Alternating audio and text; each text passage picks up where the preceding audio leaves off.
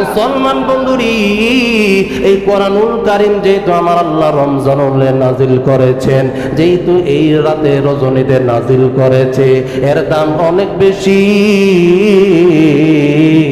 এইটাকে আমরা গনিমতে মনে করব।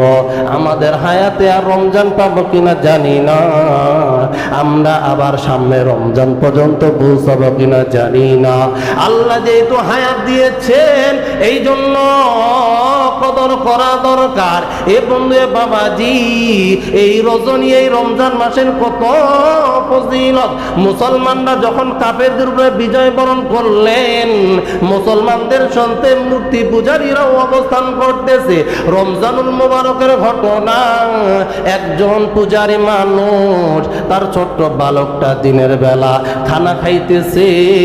এই পূজারী মানুষ সন্তানকে ধমক দিয়া বলে, এরে বেটা, তোর কি লজ্জা নাই? তুই দিনের বেলা কেন খানা খাস?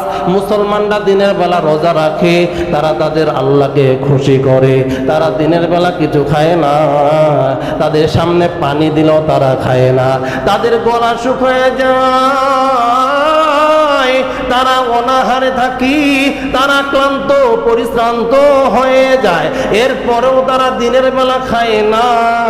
সারাদিন সমস্ত ব্যস্ততা থাকার পরেও 5 ওয়াক্ত নামাজও পড়ি। এ বেটা, তোর কি লজ্জা নাই? তুই মুসলমানদের সামনে দাঁড়াইয়া দাঁড়াইয়া খানা খাস, তোর কি লজ্জা নাই? তোর কি লজ্জা নাই?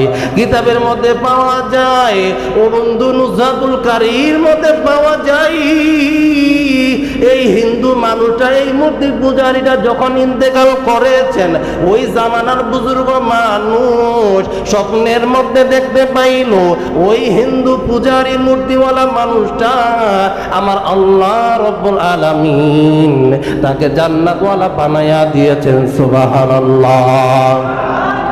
আল্লাহ ডেকে বলে, ভাই, আপনি ছিলেন হিন্দু মানুষ, আপনি ছিলেন মূর্তি পূজারী, আপনি তো কোনোদিন কালেমা পড়েন নাই, আপনি কোনোদিন মুসলমানদের সাথে ভালো ব্যবহার করেন নাই, আপনি কোনোদিন নামাজ পড়েন নাই, আপনি আপনার ধর্ম ত্যাগ করেন নাই, তাহলে আজকে কেন আপনি জান্নাতে? ব্যাপারে কি? এই মূর্তি পূজারীটাকে বলে, আল্লাহর ওলি, দুনিয়ার জমিনে আমি একদিনের আমলের কথা আপনাকে বলি।